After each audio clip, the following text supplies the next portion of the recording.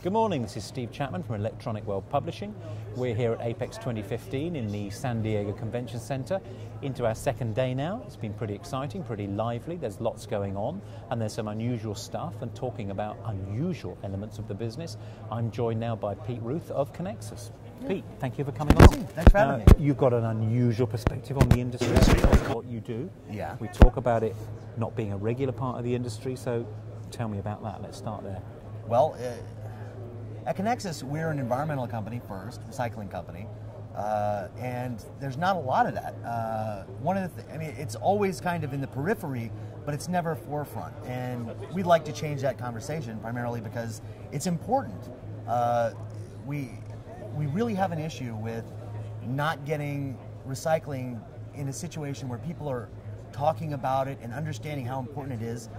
Even the organizations like SMTA, IPC, on most of the forms that they have, on the form when you sign up to come to these trade shows, there's nothing that says, here's the checkbox for recycling. So that indicates to me that it's something that needs to be spoken about more often because it's an important, integral part of what we do from a business standpoint because it's a lot of money, and from a regulatory standpoint because the laws are continually changing and you have to keep up with them, and IPC should be talking about it because it's a big deal. That was my point about it being an unusual aspect or an unusual dimension of this industry because of the kind of service you offer. And I get the impression that it's just not widely known. But people, you know, the guys out there using these materials and stuff, they must have waste. What do they do with it? Well, it depends on what types of waste. Plastic wastes generally go to local plastic recyclers. Other classes of waste do what they do. But most of the wastes that we deal with, like tin bearing, lead bearing, precious metals bearing, generally they go back to their source. So if you're buying solder from ABC Solder Company, they'll come back and say, hey, by the way, we can take that for you. And they'll either recycle it themselves or they'll broker it to a guy like me. Yep. But we view that as a conflict of interest. We're not out there trying to sell anyone product. No. We want to give them lots and lots of money, and we want to keep them out of jail, and we want to teach them the most efficient way to process their waste streams into revenue streams. It's really very simple, but it's hard to get people excited about it because talking about, you know, Fred Sanford garbage, it's just not exciting and sexy. Well, I don't know, but you know, you joke flippantly about keeping them out of jail, but there's some seriously real penalties for, you know, not working within the legislation, shall we say, isn't there? Well, the problem is that a lot of people don't understand how waste classifications are set up, how certain classes are viewed. Some people believe that under stencil wipes, gloves, things that have come in contact with lead, some states have different laws. They say, oh yeah, we can take that.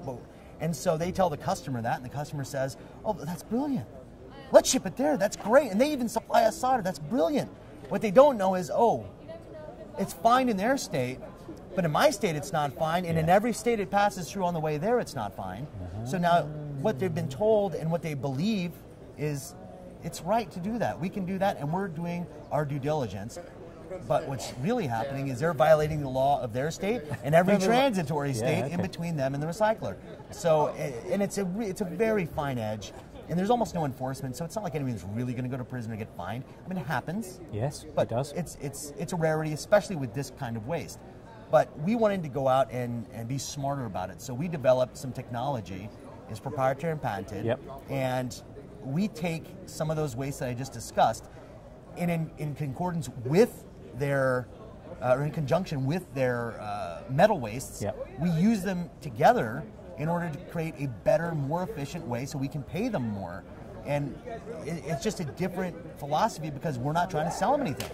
And it does sound like a win-win situation. It is. So in that sense, it must kind of be a bit unbelievable for some people, so it takes some explaining, Totally understand. Right, I mean, I took this job under the same assumption, like, that seems kind of like, really? Too good to be true? Yeah, and then when I got in, I started learning the chemistries of it, and I'm like, wow, that's brilliant.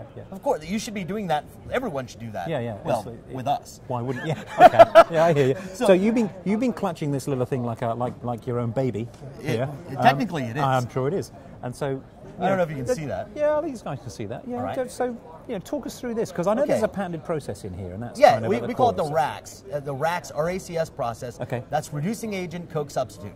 Essentially, when you want to take solder dross, which comes from wave solder, or really any oxidized metal, and you want to convert it back into usable metal that can be refined or further or created into tin products, what you would do is you take it, you get it really hot, and you throw in a bunch of coal, and the coal reacts with the oxygen, and you get a bunch of CO2, and then you get a bunch of metal, free metals. Sure. Now, we said, wow, we buy so much of this coal, and it's really not very good at what it does, because the form you buy it in is called coke breeze, and it's a thin, very powdery, like almost like talc powder, and you stick it in a 2700 degree furnace. The first thing that happens is it gets blown up by the updraft. Yeah. So it never really makes it in and gets to react. So you lose 30% of it, 20% of it, whatever, straight away. Straight up the stack. Exactly, and it goes into your capture system, and it's just a pain in the butt to deal with. Yep. So we thought, well, maybe we can make it denser.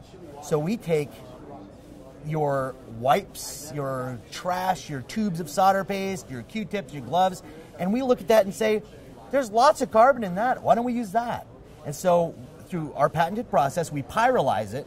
So we shred your materials. It's got little pieces of metal and whatnots in it. And we pyrolyze it, which means we heat it up in the absence of oxygen, which chars it. And then it turns into this black, kind of obsidian-looking little tiny rocks that are incredibly effective as a reducing agent. So we take them, and instead of going out and buying coal and trucking it to us and throwing it in the furnace, having 20% go up the stack, and just being a really stupid, wasteful process, we take your material that only comes on one truck straight to us. We throw it in our furnace, and it's at least 30% more effective than the stuff we used to use.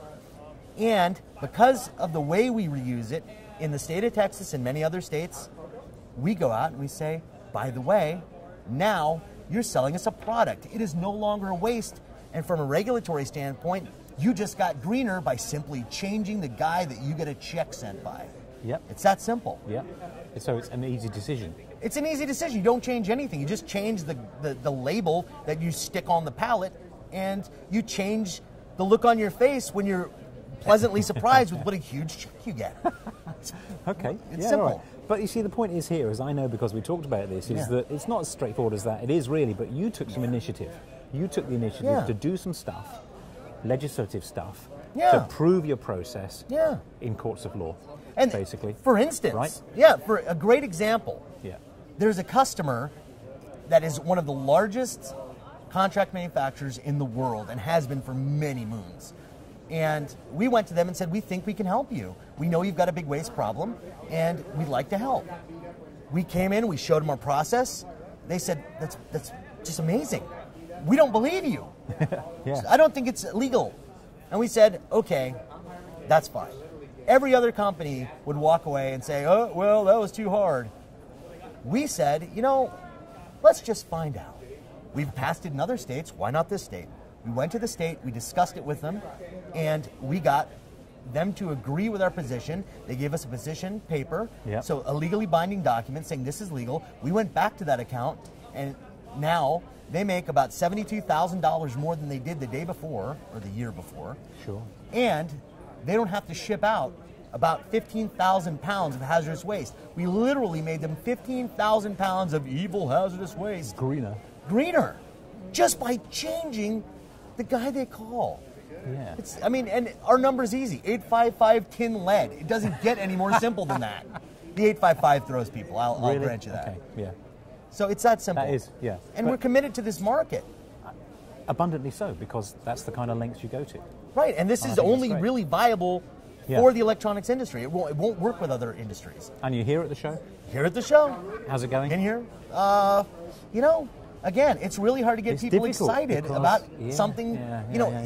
I love Apex. I've been doing this 20 years. I've been coming to this show for, I believe, 20 years.